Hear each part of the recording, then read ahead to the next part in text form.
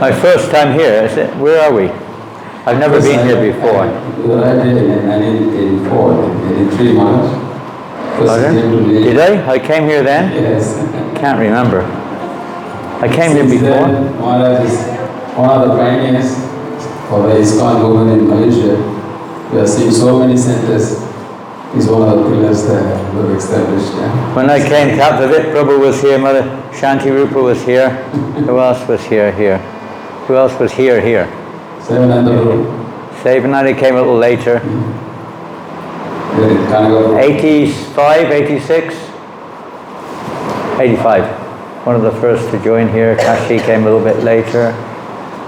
And you came about that time too, didn't you? Yeah, 84. Who? Is your brother here? Who is? Hare Krishna. Singeshwar's brother. Hari Bol. Wow, amazed to see you. Hari Bol Prabhu. I was thinking Singeshwar has come, but his brother's come. Hari Bol. Also around in those days, I remember in the 83, 84 time. Wonderful. Anybody else was around then? I mean, there was lots around, but I mean in the room itself. That's all, isn't it, Shanti? Just the three of you, your husband, and Singeshwar Prabhu's brother. And then a little bit later, Sevananda and Rasa came along with a big crowd of enthusiastic youngsters, huh? Yeah. There were many wonderful grihastas here in those days. Many of them have passed along. Many. Today. We moved here 85, wasn't it? 85 we moved here. 85. 1985. There were more cobras than there were devotees then, 85. More cobras. Every day, almost every day we see a cobra. Different building, of course. This building wasn't here, a different building. Around the grill. Curled around the grill in the morning. They like to curl around the grill. Hare Krishna. So, Hare Krishna. Hare Krishna. So thank you very much. We have today is the Chaitanya Charitamrita. Maharaj is going to read from that. Yeah, kind of. Thank you. Well, we'll just sing something you can sing. Why don't you come? We're going to read from Chaitanya Charitamrita today. Some of you may have read the Chaitanya Charitamrita. Some of you may have it. How many of you have the full set of English Chaitanya Charitamritas in your home or wherever? Can you hear me? Does anyone have the Chaitanya Charitamrita in their homes? 1, 2, 3. Well, you're the same home, is it? I think we're in the same home. So 3, you have it in your home. 4, 5, 6 or 7. Well, I don't know if it's available here. Yes, sir. It's available. Of course, we hear that it's like the postgraduate study of the Vaishnava scripts, at least those given to us by Srila Prabhupada. But at the same time, it is very important to hear. In fact, Bhakti Siddhanta Maharaj, it's said that in many cases, he would tell his disciples to read this first. You may notice at the beginning of Srimad Bhagavatam, Srila Prabhupada's introduction of the Bhagavatam, more or less, what did he talk about? Pardon? Yeah, he talks about the life and teachings of Lord Chaitanya Mahaprabhu. Because without that, we don't really get the, let's say, the highest understanding of Srimad Bhagavatam. The unique thing about Gaudiya Vaishnavism is that pretty much no other Vaishnavism has this presence of Lord Chaitanya. There are many Vaishnavas, devotees of Krishna, but they don't know about Lord Chaitanya. And most of you here know something, but may not know all that much. We may or may not even believe. And you know, this is the gateway to the essence of Srimad Bhagavatam. Without Lord Chaitanya's mercy, we can't really understand the depth of Srimad Bhagavatam. So it's pretty important. I mean, Prabhupada was lecturing on Chaitanya Charitamrita in 1966 in New York to young boys and girls who were still taking marijuana. Of course, you don't allow that here. In America, it's like a little different. It wasn't really then, but it was. So many people. It wasn't a big issue. And he was lecturing on Chaitanya Charitamrita, particularly on the section of the teachings of Lord Chaitanya to Rupa and Sanatana Goswamis. So tonight we're going to hear something from the teachings of Lord Chaitanya to Sanatana Goswami. Now I would imagine, are there any devotees here tonight who are coming very, very recently, within the last 2 or 3 weeks or months or something? Everyone here is familiar with Lord Chaitanya? You've heard of Lord Chaitanya?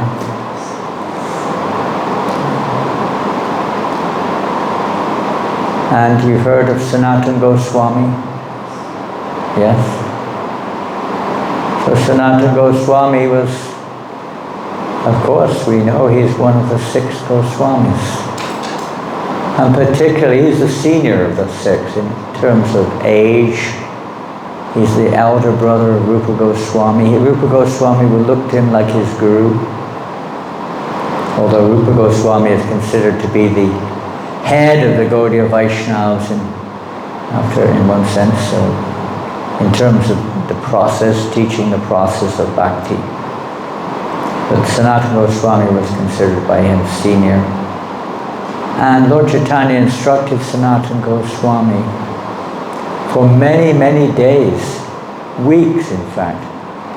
Who knows where specifically where he instructed him? A good guess. Yeah, a good guess, but not correct. Varanasi. Varanasi or Benares. Lord Chaitanya instructed Rupa Goswami in Prayag. Some of you went to Prayag just recently, to Triveni. Anybody went there to Kumbh Mela? Who went? Shanti Rupa, you went to the Kumbh Mela. You took your bath in the Holy Conference. And who else went? You also went. Hari Bol. Good to see you. Hare Krishna. You were fortunate souls. But even if you didn't go, you were fortunate souls. You get whatever benefits you get by bathing in all the holy places in the universe, one can get by a moment's association with a pure devotee of the Lord. And so it's nice to go. It's a deep impression on our hearts, which helps us to become more focused in Krishna consciousness, but ultimately it's the essential feature of becoming Krishna conscious is sadhusanga, association of devotees. That's the essential feature. Everything else is important, but without the essential association of devotees, let's say the spirit or the awakening of pure bhakti will not generally take place, even though it's embedded in our deep consciousness. So that seed, that bhakti lata bij, is planted in the sense that it's said it's already there, of course, but it's not manifest. It manifests in the presence of pure devotees. Even taking a bath in a holy conference, how many of the millions of people who were there are now practicing pure devotional service? How many people were there? 500,000? How many? In Prayag? Was it 500,000? 70 million. How many? 440 million people. That's about a third of the population of India, practically. Of course, millions of them came from other countries.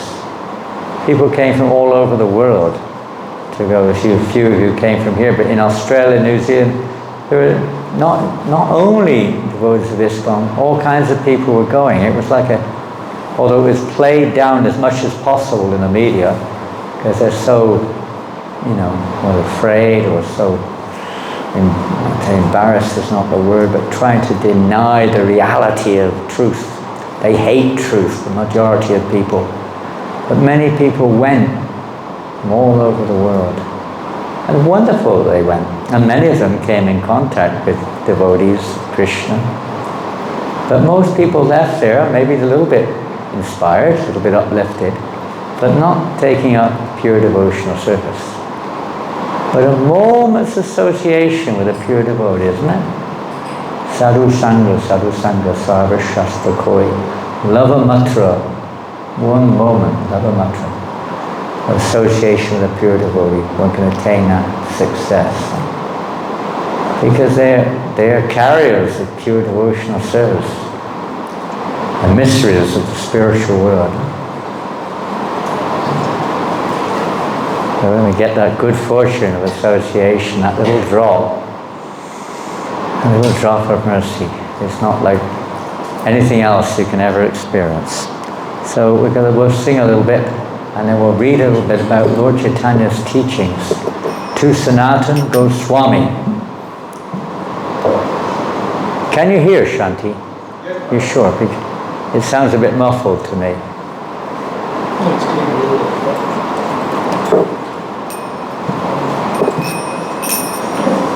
Shri Krishna Chaitanya Prabhu Daya Kora More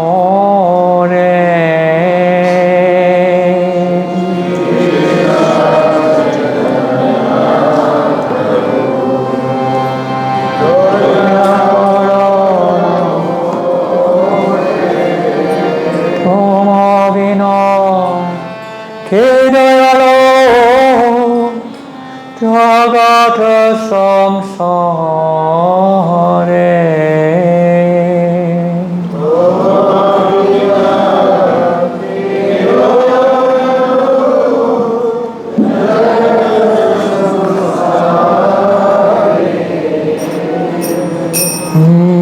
Bhakita Pavanaitu Tavavata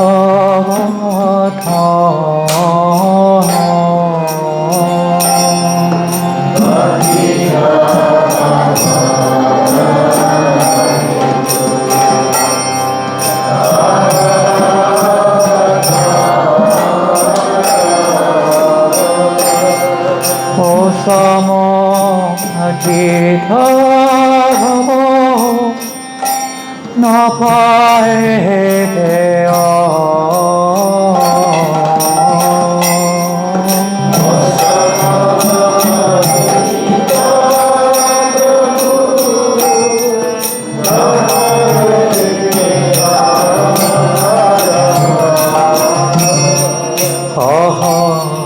Prabhu Nityananda Premananda Sukhi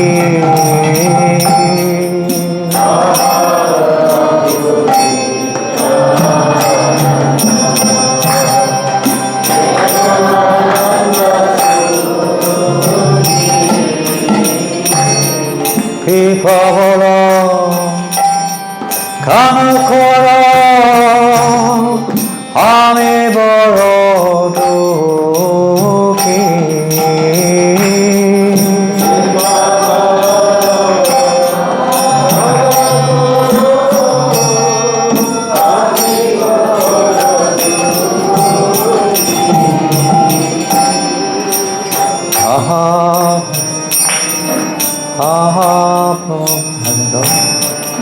Daya Koro Sita Pati Hajita Gosai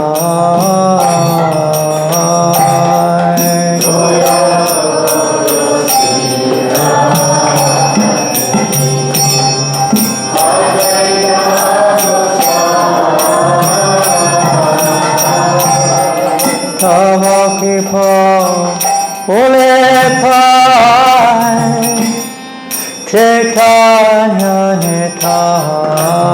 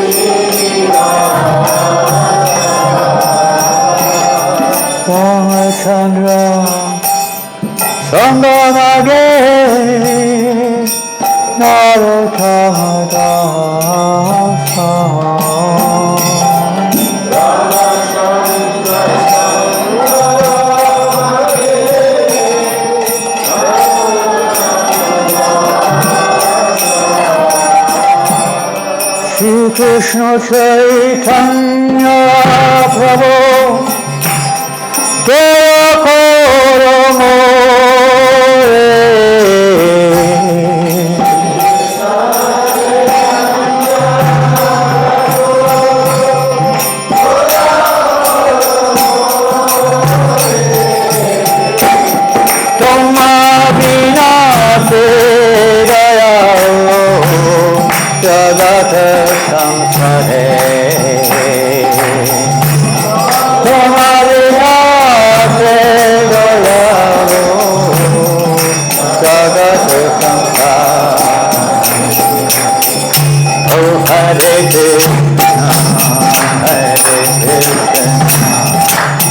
Krishna Krishna Hare Hare Hare Rama Hare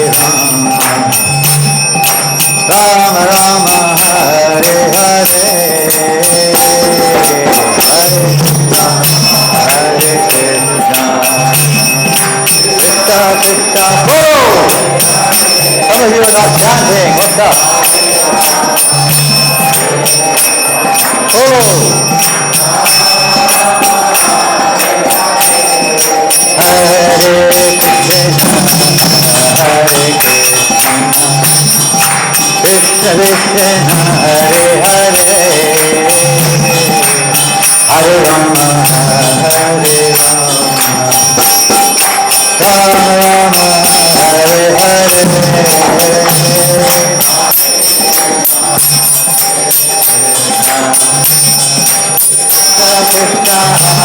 Hare.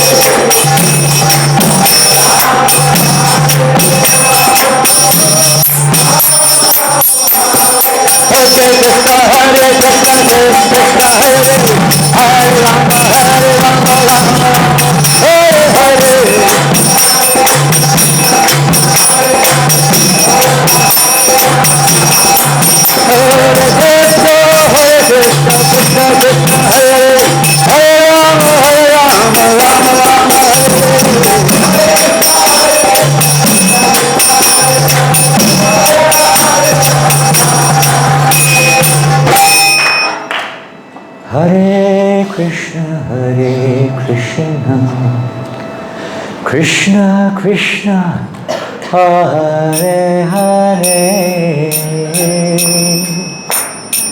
Hare Rama, Hare Rama, Rama Rama, Hare Hare.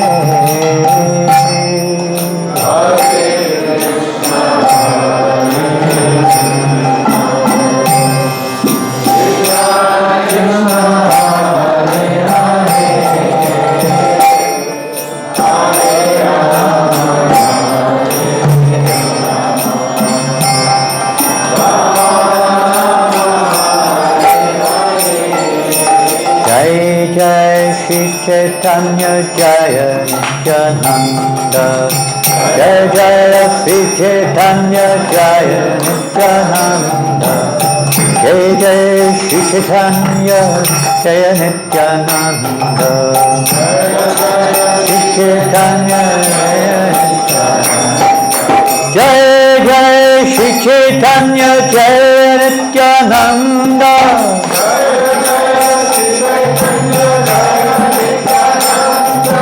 Shirveta Chandra Jaya Gora Bhakta Vrinda,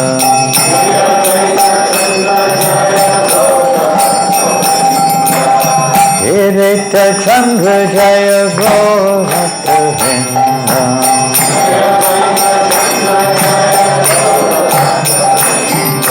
Shirveta Chandra Jaya Gora Bhakta Vrinda.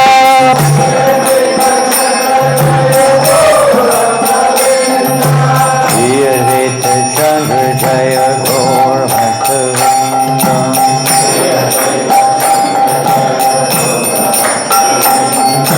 Jai Jai Shri Chaitanya Jai Nityananda,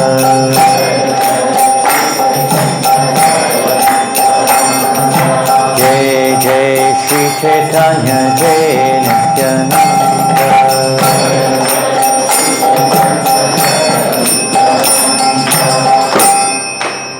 Premanande, Shri Prabhupada ki jai.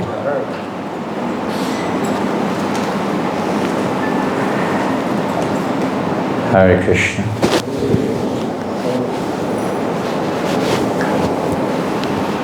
So we'll take up the reading from text number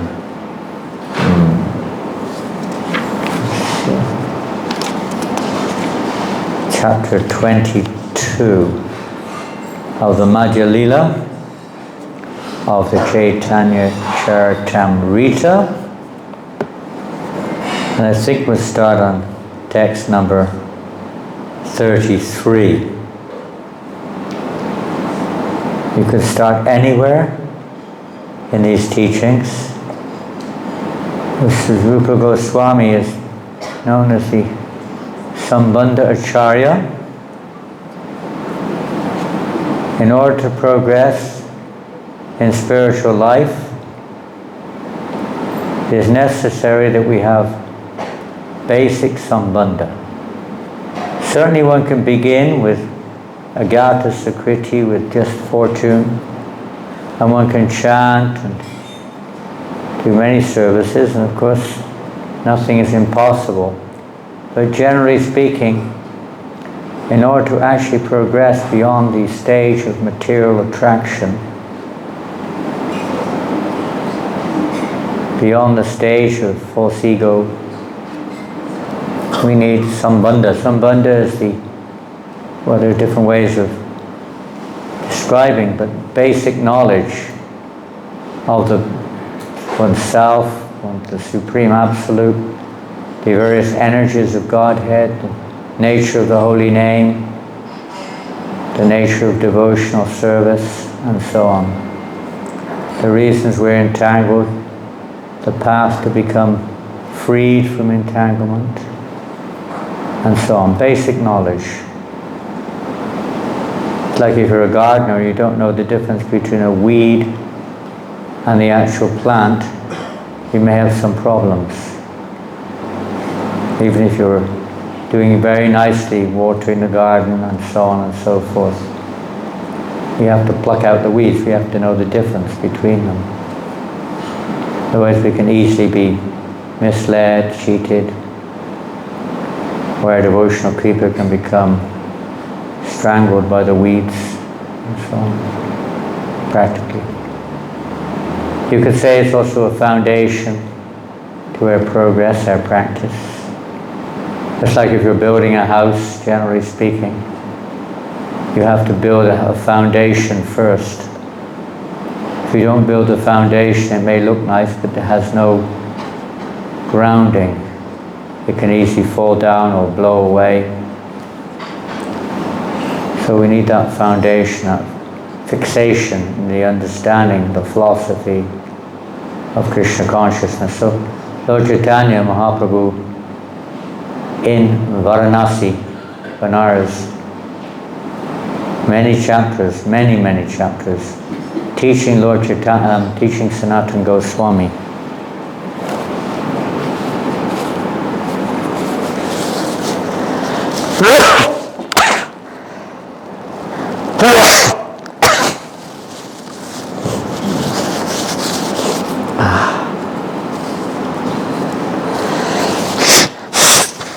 It's so cold here in Malaysia. I don't know how you tolerate the cold.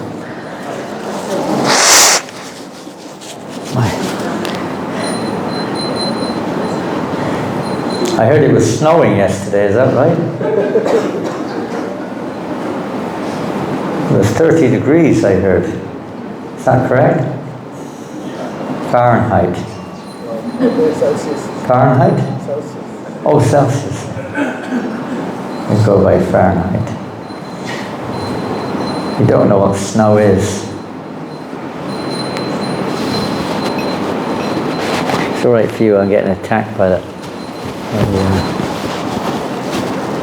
It's good, it's better than the other ones. We had these very, let's say, vocal ones before. They were extremely loud. These are quite, but if you could turn it down a little bit, it would be nice.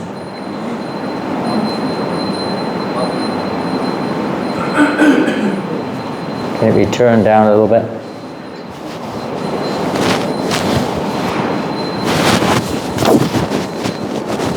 Otherwise we're going to have to ask for hot ginger tea.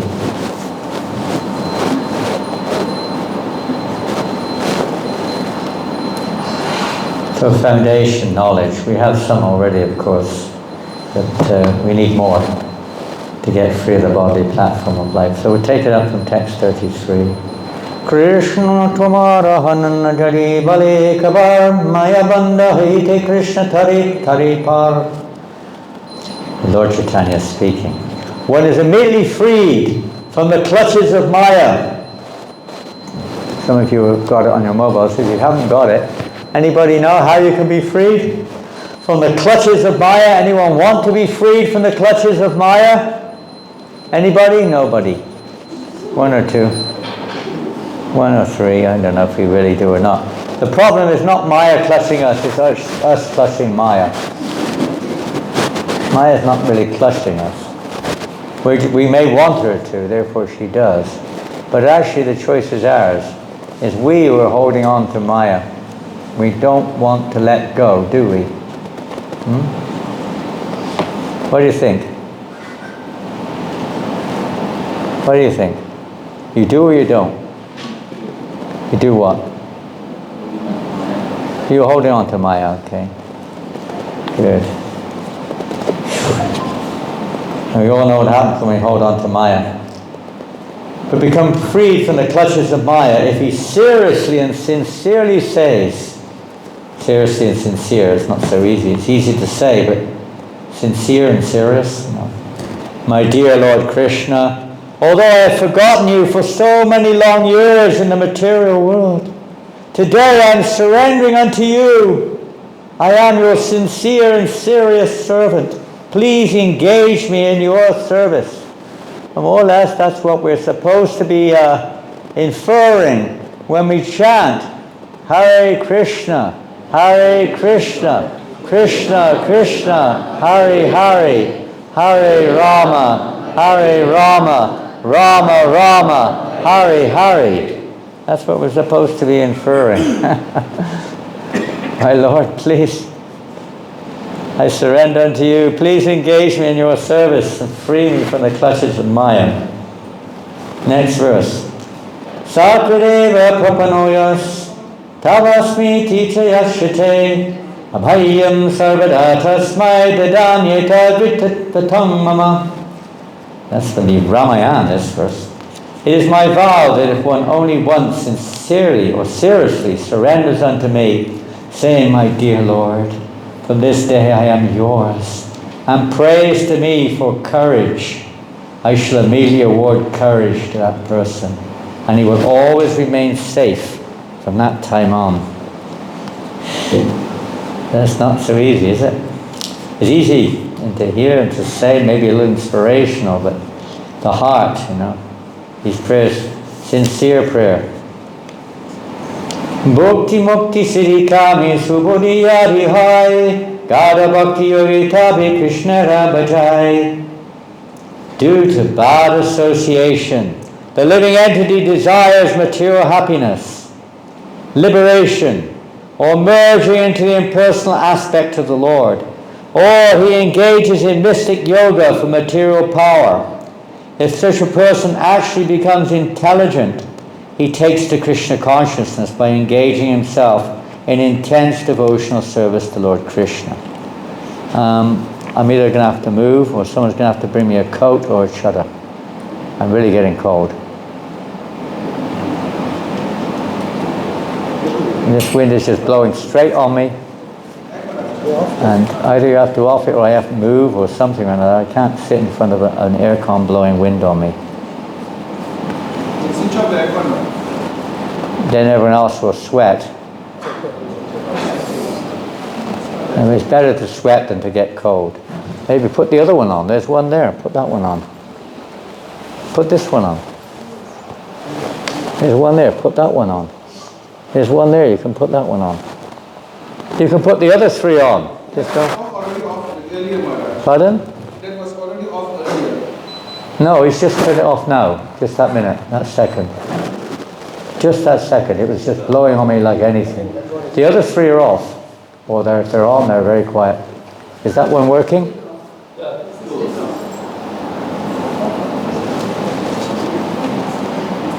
And it's blowing on me again.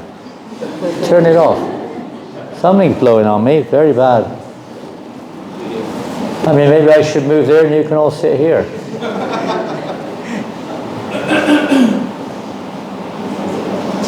I don't understand what system you've got there. Hare Krishna.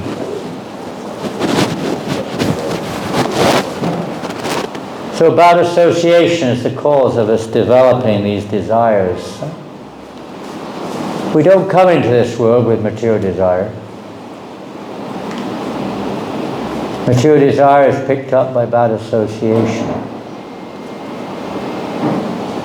So similarly, by good association, our sojourn in this world can be terminated. As long as we have material desire, we have to stay in this world. No matter what. Krishna can take it away, but one way or another, we have to become free of material desire. Charya Vaishnava Seva. What's that word? Vishaya Charya Kabhe Shuddha Bhimo Kabhihama Hevavo Shri Vrindavan. It's only by, of course, by the mercy of the Vaishnavas that one who is freed of material sense gratification. Otherwise we cannot enter into Vrindavan. It's by good association that can change. So we should, if we want to change, we should try to take that good association. We should actually hanker for that.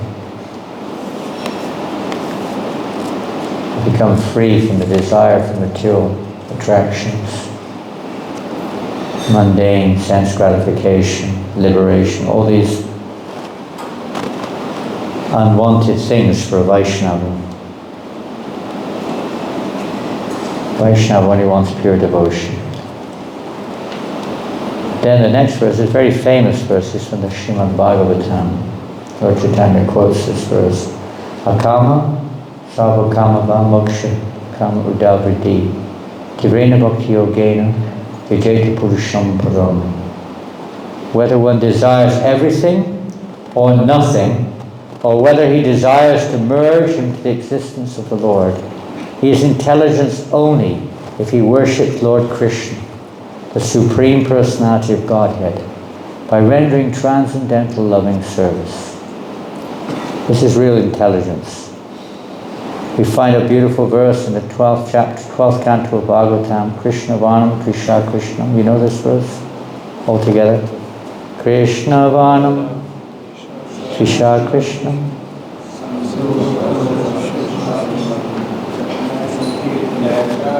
Yajantihi Srimedasa. Some of you know it. Very good. What does it mean? What's the meaning of that verse? Krishna says, one who's intelligent, Krishna says, he has said, one who is intelligent, what does he do? Goes to the University of Malaya? No, what's it called now? Can't be the University of Malaya anymore. What is it? Still the same. Still Malaya. Or USM. What does an intelligent person do?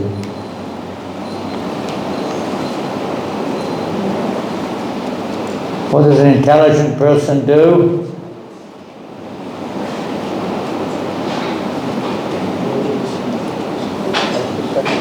Pardon? Summed it up in 2 words. Harina, 1 word. What does an intelligent person do?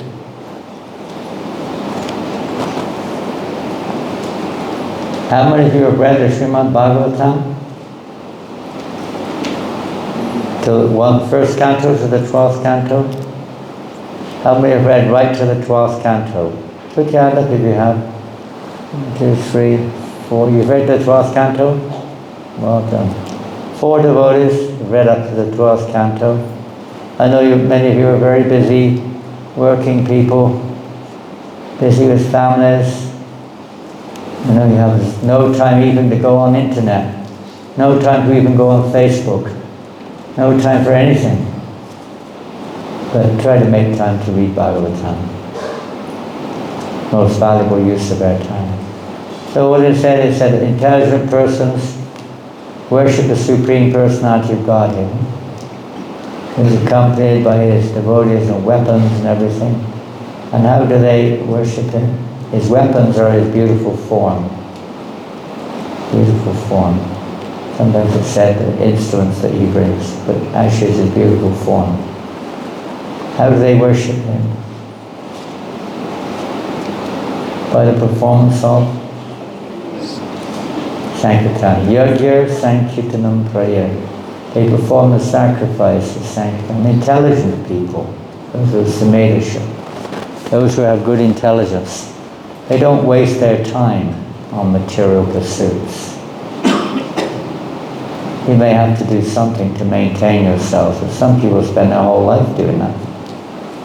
It's just a waste of a life, valuable human life. Working, studying, 1 degree, another degree. I was talking to the devotees in the Philippines. They said, you can't get a job unless you've got some kind of diploma or degree. And even if you've got a diploma or degree, you can't get a job, hardly. And even if you get a job with a diploma or degree, you've just got a minimal job. It's not like you get most of a decent job. You work very hard, sacrifice. You struggle for most of your life to keep going, working day and night sometimes. Both husband and wife is incredible. Sometimes the wife has to work as well. Isn't it? The ladies work in this country? They do. Some of them work harder than the husbands, don't they? Are you one of those? No, I'm glad to hear. Yeah. And still they're struggling. Both husband and wife are working. You've got a 30-year mortgage on your house, a 10-year payment on your car, another 10 years on your kids' university expenses. Well, he's got it. she's got her whole life working, struggling, paying off. You get 60 years, I've just finished paying off the mortgage on the house. Joy. What life? That's not what life's for. Human life is meant for developing our love for Krishna. That's the only thing that's of any use or any value. I want to come to that now. I'm going to rush through because time is short. So this verse goes, yeah, we read that. Render service, loving service to the Lord, whether you desire something or nothing, or whether you desire to merge, or whatever you desire, worship the personality of Godhead, because by the mercy of the Lord, gradually things will become purified. If those who desire material enjoyment or merging into the existence of the absolute truth engage in the Lord's transcendental loving service, they will immediately attain shelter at Krishna's lotus feet, although they did not ask for it. Krishna is therefore very merciful. It is a special feature of approaching Krishna. Krishna says, if one engages in my transcendental loving service, but at the same time wants the opulence of material enjoyment, he is very, very foolish. Do you get that? If one engages in my transcendental loving service, but at the same time wants the opulence of material enjoyment, he's very, very foolish. Indeed, he is just like a person who gives up ambrosia to drink poison. Jai Jagannatha Baladev Subhadra, Jai Gaunitai, Jai Radhesham. Krishna says, since I am very intelligent, why should I give this fool material prosperity? Instead, I should induce him to take the nectar of the shelter of my lotus feet and make him forget illusory material enjoyment. Some people think this is punishment. Huh? Why is Krishna doing this to me? Since I started chanting Hare Krishna, lost my job, lost my house, lost my wife, lost my husband, lost my dog, lost everything. That doesn't usually happen. Sometimes it does. And usually only when we're ready. Sometimes it happens like that, so we take shelter of Krishna with a sincere heart. Otherwise we think Krishna is another one of those order suppliers. Huh? Pray to Krishna, and if we get what we want, then we think, oh, good, Krishna is good. Chanting Hare Krishna is good.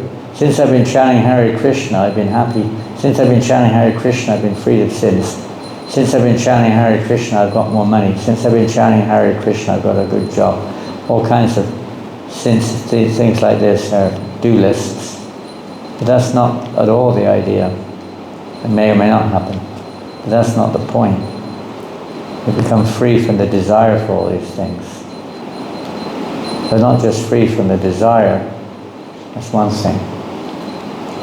The Vedas mainly, I was reading interesting this afternoon, we were reading how I can't remember, someone was writing that the Vedas, the Shrutis, are mainly aimed at freeing us from material desire. But they don't inform us much of the actual desire we should have. It's just to free us of material desire. But the Smritis are more aimed at awakening our spiritual desire to serve Krishna. Those who are interested in material enjoyment are known as bhukti kamis. Bhukti, material sense enjoyment. One who is interested in merging into the effulgence of Brahman or perfecting the mystic yoga system is not a devotee at all. Devotees do not have such desires. However, if a karmi, jnani or yogi somehow contacts a devotee and renders devotional service, Krishna immediately awards him love of God and gives him shelter at his lotus feet. Although he may have no idea how to develop love of Krishna. Somehow contacts a devotee and renders service. It's all by the mercy of the devotee, by their blessings. We may have other desires altogether, but they offer whatever service we have rendered, whatever our mood is, they can offer that to Krishna, and thus we get the benefit. If a person wants material profit from devotional service, Krishna condemns such materialistic desires. To desire material opulence while engaging in devotional service is foolish. Although the person may be foolish, Krishna, being all-intelligent, engages him in his devotional service in such a way that he gradually forgets material opulence. That'd be nice. Forget about it. The point is that we should not try to exchange loving service for material prosperity. If we're actually surrendered to the lotus feet of Krishna, our only desire should be to satisfy Krishna. That is pure Krishna consciousness. Surrender means not that we demand something from the Lord, but that we completely depend on His mercy. If Krishna likes, He may keep His devotee in a poverty-stricken condition, or if He likes, He may keep him in an opulent position. The devotee should not be concerned in either case. He should simply be very serious about trying to satisfy the Lord by rendering Him service. That was Prabhupada's purport. Next verse, I want to come up to one verse and then we'll open up. This is text 40. Whenever Krishna is requested to fulfill one's desires, He undoubtedly does so. But He does not award anything which, after being enjoyed, will cause one to petition Him again and again to fulfill further desires. When one has other desires, but engages in the Lord's service, Krishna forcibly gives one shelter at His lotus feet, where one will forget all other desires. That's from the Srimad Bhagavatam. Next verse. When someone engages in Lord Krishna's devotional service for the satisfaction of the senses, and instead acquires a taste for serving Krishna, he gives up the material desires and willingly offers himself as an eternal servant of Krishna. And basically that's what happens on the positive side when we come in contact or associate with a devotee, and that devotee gives us a chance to engage in Krishna's service. We kind of, hopefully anyway, generally we do, lose our attraction for material sense gratification, to some degree at least. It may not be all pervasive in the beginning. Our service is not also complete. It's partial. It's not uninterrupted, so to speak. But the process begins, at least, of extirpating or freeing us from our bondage in this world. From the moment we meet a devotee and engage in service. When someone engages in Lord Krishna's... We read that? Yeah, we just read that. Next verse. And this is this is the verse. Yeah, this is the verse I want to come to. This is a famous verse from the Hari Bhakti Sudadaya. The reason I'm reading this is because this morning I was reading, some of you may have read Chaitanya Mangala. How many of you have read the Chaitanya Mangala? This is a beautiful little book by Lochan Das Thakur, 2 or 3 of you. And it's very sweet. You'll see, in the various biographies of Lord Chaitanya, of course we all know Chaitanya Charitamrita, at least we know of it. And you may have come across Chaitanya Bhagavat. How many of you have read Chaitanya Bhagavat? All the way? The full version? I mean, you may have read a bit. Pardon? Condensed. Huh? Condensed. Well, I know it's condensed. There's just the verse. It's just the versification, or just the English verses. That's the full thing. If it's Purna Pragya or Sarvabhavana or somebody's translation, but there's a complete version with the commentaries of Bhakti Siddhanta Maharaj available, beautifully done. And anyway, that's considered the most authorized, not the most authorized in one sense, but Krishnadas Kaviraj considers Chaitanya Bhagavat as the actual authoritative biography of Lord Chaitanya. Chaitanya Bhagavat is more of the history, especially in Mayapur. Excuse me. don't know what I'm going to do with my legs. Anyway, I just have to dangle them. Whereas the Chaitanya Charitamrita is both, but it's a lot of philosophy as well, Sambandha Gyan. And the Lord's pastimes in Puri are more extensively explained. Chaitanya Mangala deals with all, kind of overall. And each one of them has somewhat different perspectives on different pastimes.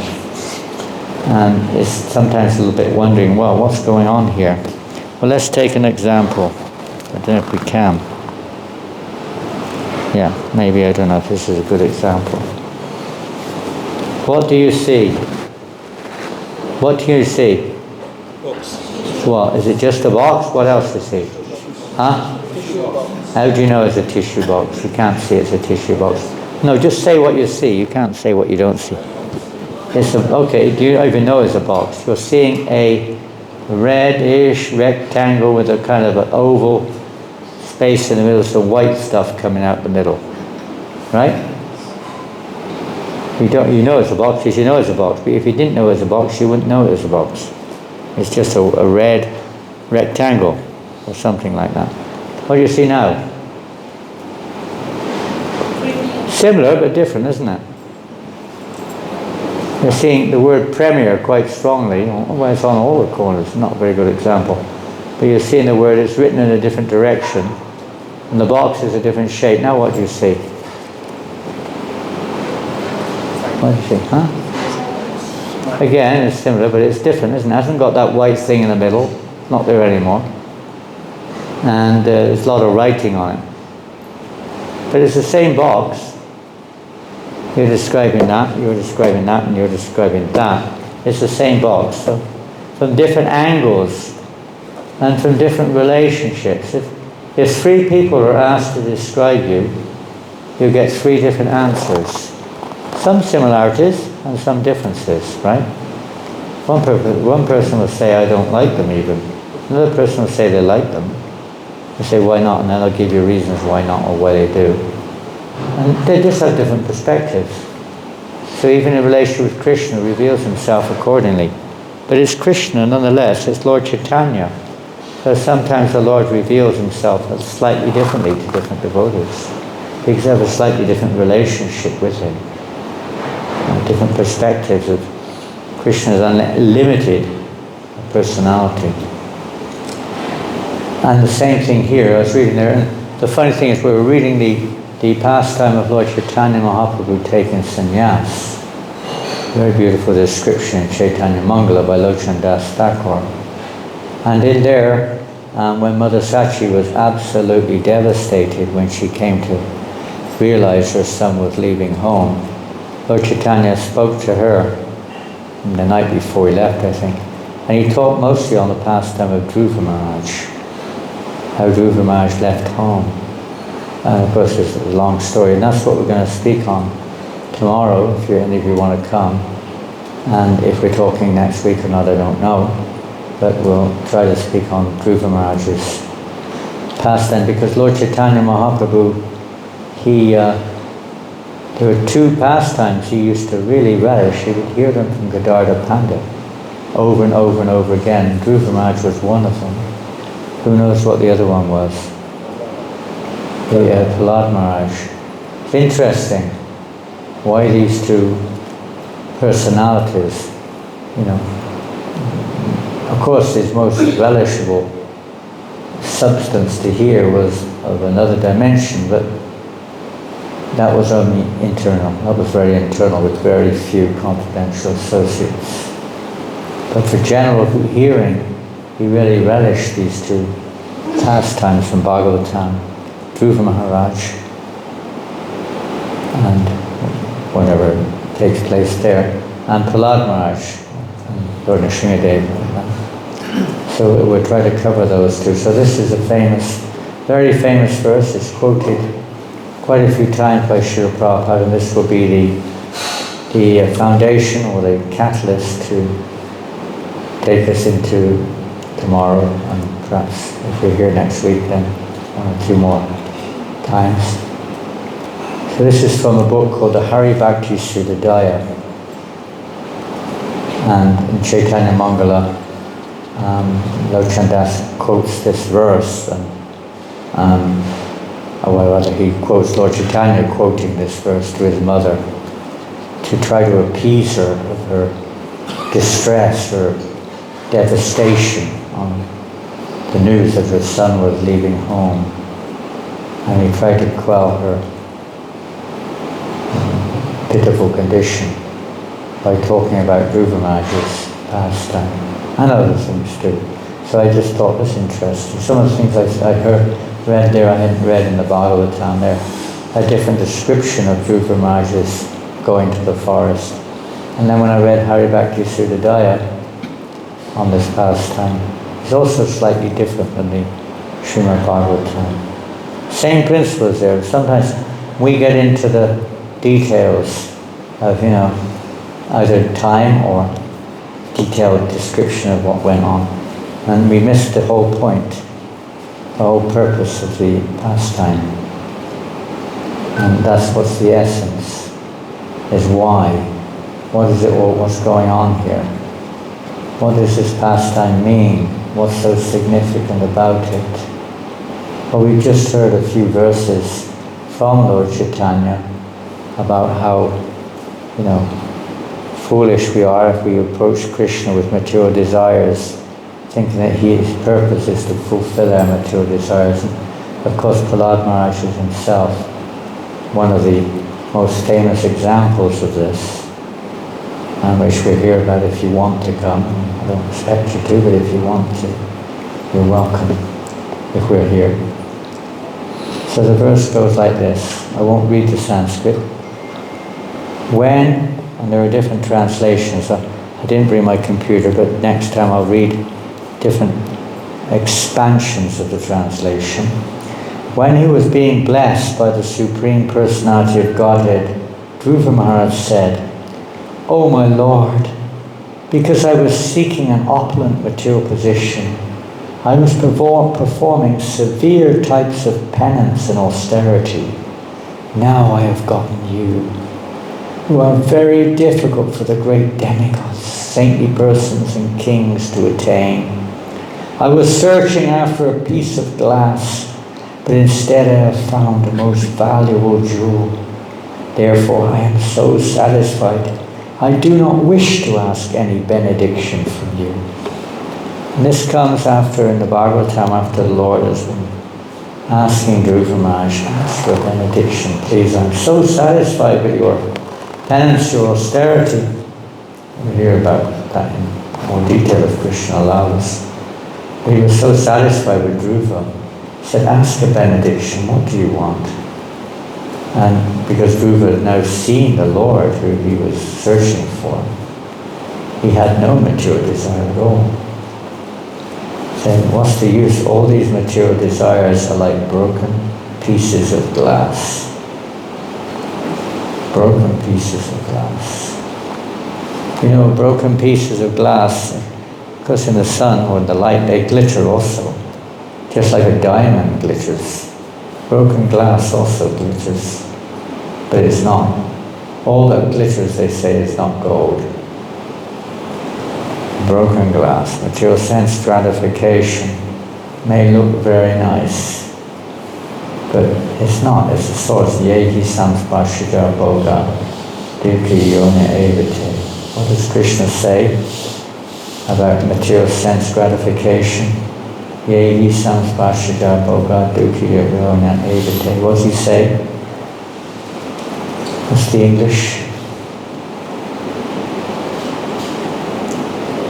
I thought everyone in Malaysia had passed their Bhakti Shastri. What's the English, that verse? Yehi samspashita bhoga dukkhi yona evite. What is the verse? Jai Jagannatha. Someone's looked it up already? Come on, read it. Bhagavad Gita. Is it the one that says it has a beginning and an end? It certainly does have a beginning and end, sense gratification. Intelligent persons don't take pleasure in material sense gratification, knowing it. It has a beginning and an end. It is a source of misery. It's a source of misery. Have you noticed? Some pleasure in the beginning maybe, or some relief. It doesn't last very long. I don't know, where were we reading that the other day? I quoted it, I've forgotten where it came from. But the beginning of our misery in this world is when we desire happiness. The cause of our misery is our desire for happiness in this world. What was it there in the scriptures? We read it there. It was in the 11th canto of Bhagavatam. I don't remember the verse. Yeah, it says there that because we have desire for material happiness, that's the cause of our misery. We don't realize it.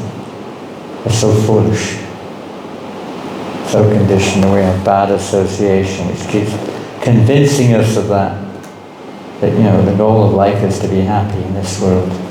It's not the goal of life. The goal is to get out of this world. Not just to get out of it, but to go back to Godhead. The soul, freed of material conditioning, is constitutionally happy. Doesn't need to make any separate endeavor. In this world, we're always having to make an endeavor to be happy, an endeavor to achieve things. It's unnatural.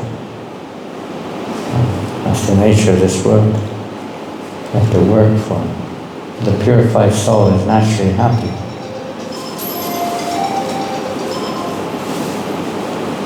And all these endeavors for sense gratification lead to misery. An intelligent person doesn't take part in these things. He knows that they lead to misery. Rather engages in the devotional service of the Lord. So, as Dhruva Maharaj is the usual example of one who approaches the Lord for material achievement, material wealth in this case.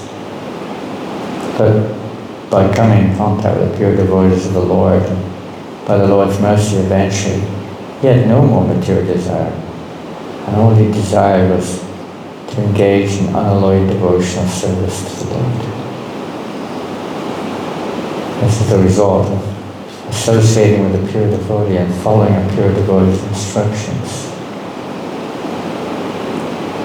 The Lord is pleased, and by His mercy, He removes all the dirty things.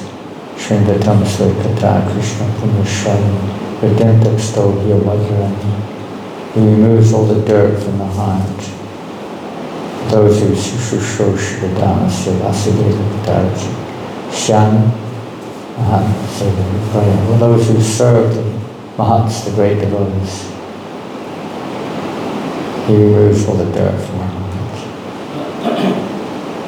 So let's try to serve Sri Prabhupada the best we can. Whatever we can. I think you distributed a lot of books during the Prabhupada book marathon, didn't you? How many Bhagavatam sets did you do in the Bhadra campaign? Do you remember? Who's in charge of the Bhadra campaign?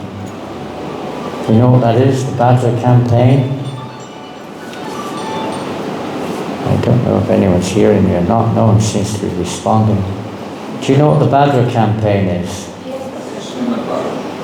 Pardon? Sets of Srimad Bhagavatam. Distributing sets is a campaign to distribute lots of Bhagavatam sets. We've just finished the Live to Give campaign. Do you know what that was? Not the Live to Give, then we had the Be a Gardener campaign. What's the Live to Give campaign? What was that? What international? Iskcon. Huh? Bhagavad Gitas. Did you distribute a lot here, Rasaprayan? Yes. How many? 800. Pardon? 850. You did alone 850. Just you. Congregation. Pardon? Oh, congregation. Come on. You can do more than that. I don't believe it. 850 only? In Kuala Lumpur? Yes. Well, that's okay. But you can do a lot more. There's about 80 devotees in this room. That's only 10 each. That's a third of a book a day. No, it's not. It's a 3-month campaign. That's not even Nothing. That's like one book a week each. Peanuts. This way we get the Lord's mercy. There's few books. In many ways, but that's a very powerful way to get the mercy of Lord Chaitanya, mercy of Krishna. Tattvavit Prabhu used. I remember that time we were in Thaipusam, 1984. You remember? 1984, up in the cave. You remember? You remember? 1984. He was there. How many books did you? How many Gitas did you distribute that day at Thaipusam? Huh? Can't remember. Yeah. Well, he distributed a lot. Put it like that. You remember, Shanti? You must have been there also. I don't think you were in the cave. You were probably down the bottom. And Ravi Lochan was there, and Leela Madhavi, and everybody was there, weren't they? All the congregation were there in Bhakti Caves. About 30. Bhakti Vijayendra Maharaj was there. And I think Banu Swami was still with us, and maybe he left already. I can't remember. I think he was there. And they were doing like 100 or more Gitas each, Yeah, it was amazing. All the congregation, Priya Bhagavat, all out there. We did thousands of Gitas. And it was very exciting. There's nothing like it, distributing Prabhupada's books. So we've just had the beer gardener, which is to distribute Chaitanya Charitamrita sets. Supposed to be. Because Lord Chaitanya talks about this. He's ordering, in fact not asking, ordering every man in the universe to take up Krishna consciousness and spread it to others. That's there in the Adi Lila. That's just how we get his mercy. To spread this message to others so they can become freed also of this idea that human life, that religion, human life, everything is meant for material sense enjoyment. It's not. Life is meant for the pleasure of Krishna. But try to bring pleasure to Krishna's senses. This is a good way of doing it, by spreading his glories. Through book distribution, we may not be so learned, we may not have so much understanding of the philosophy, we're able to explain it. But at least we can pass on that good association.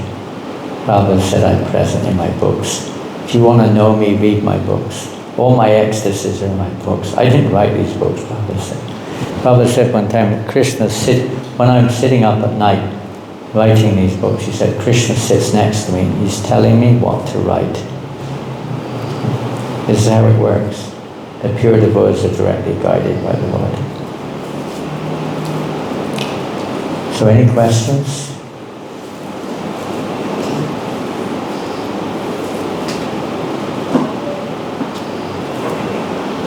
Any comments or questions? I have a question. Hare Krishna.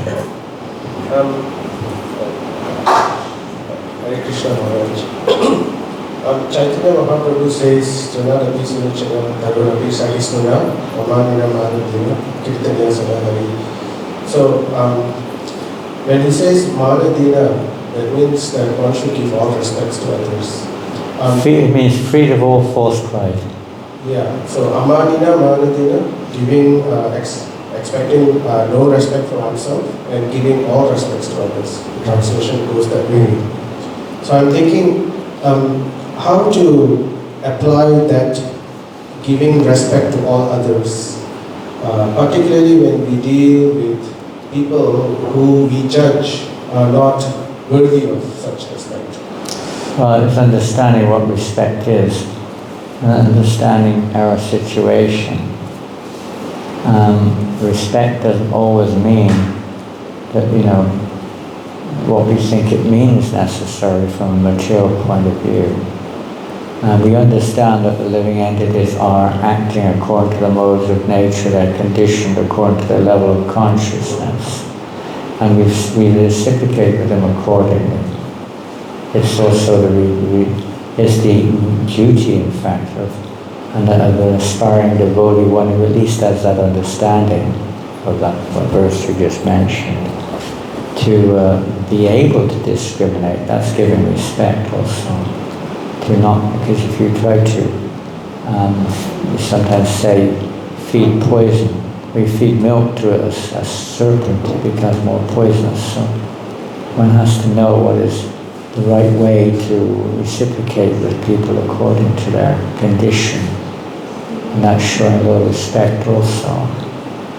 Of course, there are other ways of looking at it. Described the Bhagavatam that an aspiring devotee of Madhya Bhakta discriminates. He doesn't preach to the envious because they will just become upset and angry.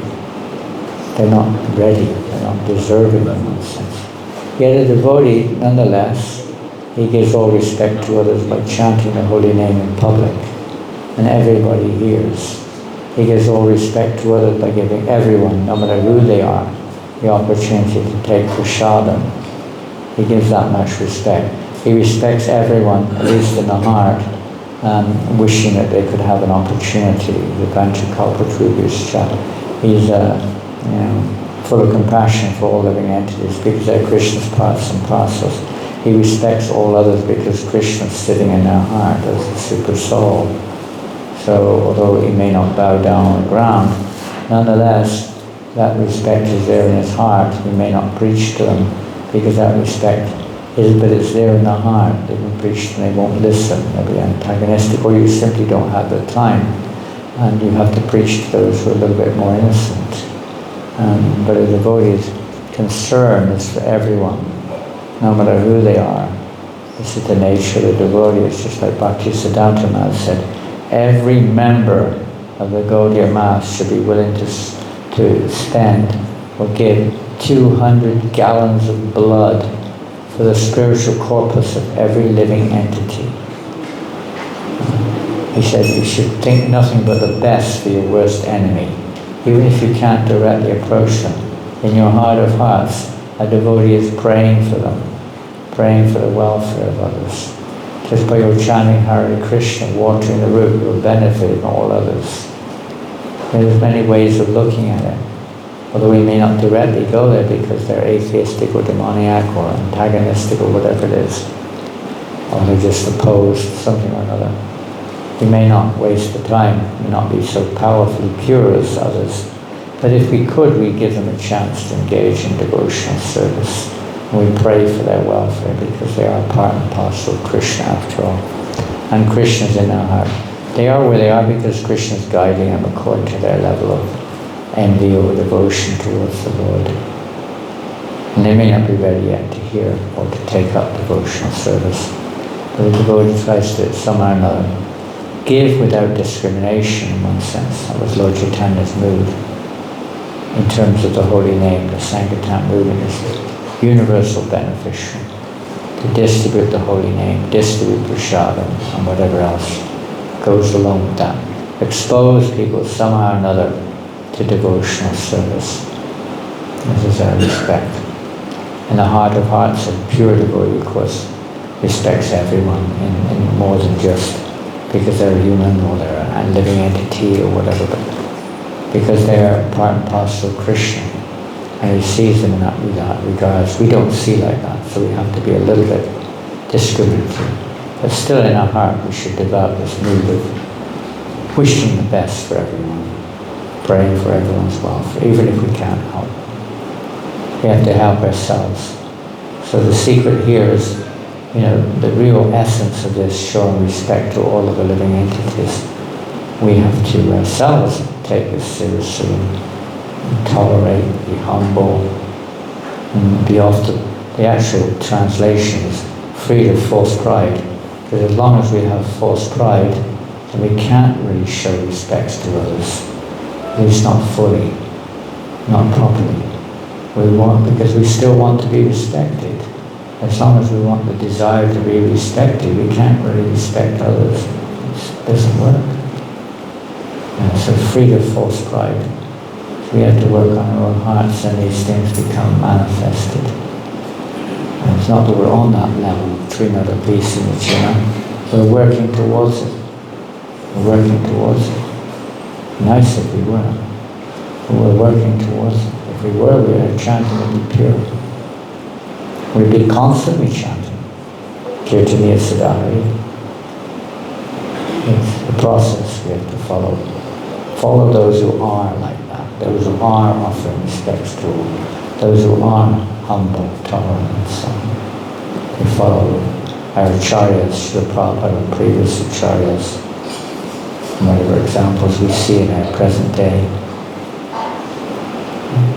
assist them in their mission. Hare Krishna. Thank you so much.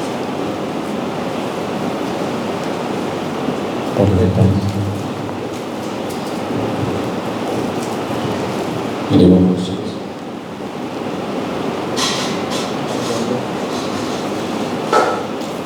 Another one. You're the representative, that's why you sit at the front. You're not a backbencher, you're a front bench. I've been waiting for you to come. You're waiting for what? I've been waiting for you to come. To ask You're this waiting for question. me to come.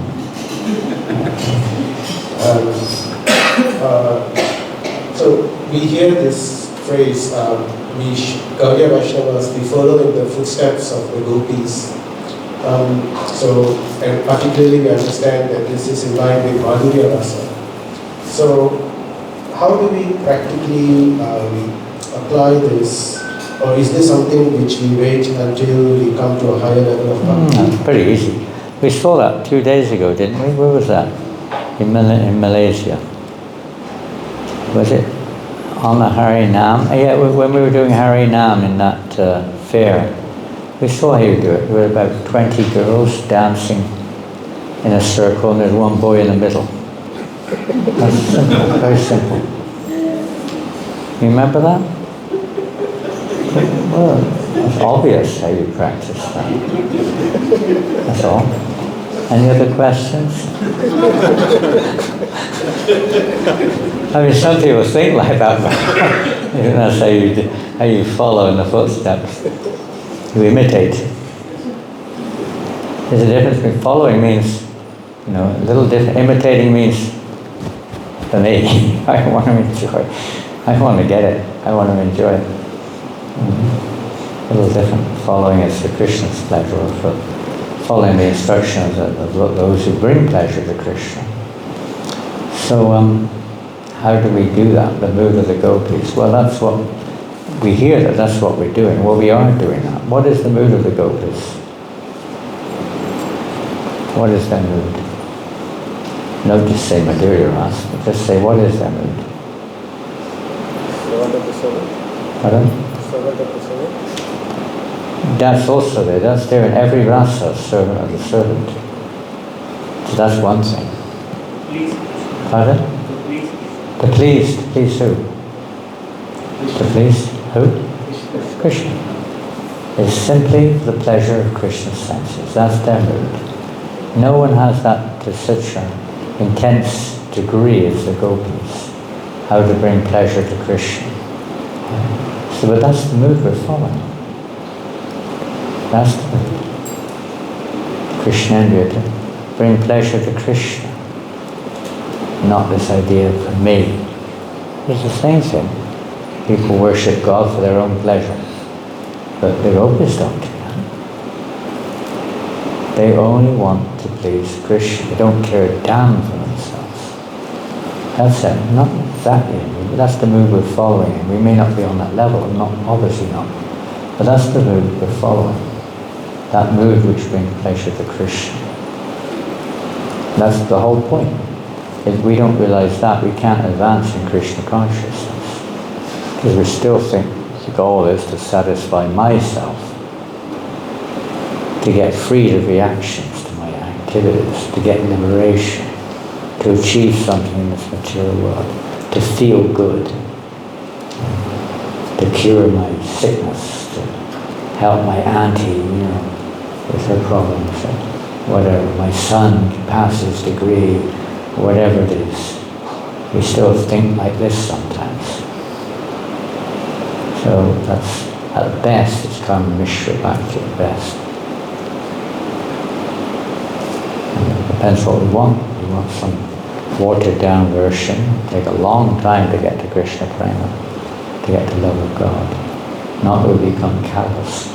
It's not so much what we do, but the attitude in which we work, the mood in which we work. We raise a family, we have to do our duty, we have to raise them with love, but the point behind it is ultimately to please Krishna.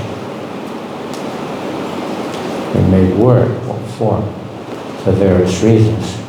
We shouldn't be working just for the work or just to get the money, but to render service to Krishna, to use it in Krishna's service, or to maintain a family which we offer to Krishna.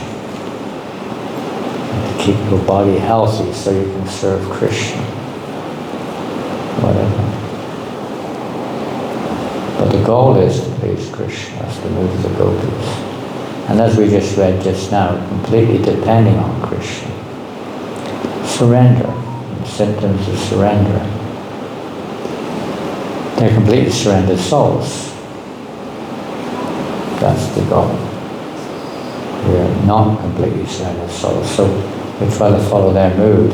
Now it will be seen that by following that mood, that not everyone's going to be in the same ultimate or absolute relationship with Krishna. Everything's contained in the ras, all the rasas are contained. Some devotees will have affection at a certain stage, it won't go to that level. You may not go that far, or go to that nature. But the principle is still, every single rasa, the principle is the same. Even if you are a tree, you're simply thinking how to please Krishna.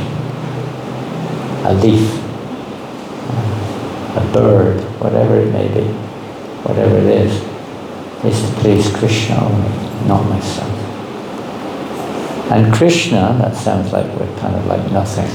Then, but from Krishna's point of view, his only desire is to serve a devotee who thinks like that, or lives like that. And you have the same experience when somebody serves us with that mood. I'll do anything for you. I just want to please you. How do you feel? If they're sincere, how do you feel? If somebody says to you, I'll do anything for you, I just want to please you, how will you feel? Pardon? Very indebted. You'll feel. That's kind of an important aspect of love, isn't it? It creates a loving feeling towards that person. You feel very. So Krishna himself says he's indebted. He can never repay the debt to the gopis. That same principle is there for all devotees. We follow in that footsteps. Why is he indebted? Because they don't ask anything in return. That's devotional service. People sometimes say, what do you get out of it? What do you get out of this? What do you say? What does a mother get out of, serving her baby, cleaning the napkins, cleaning the baby's bottom, everything else? I mean, it's love, isn't it? You feel love. Otherwise, it's nothing. She doesn't get paid for it. Just does it out of love, maybe hopefully out of love.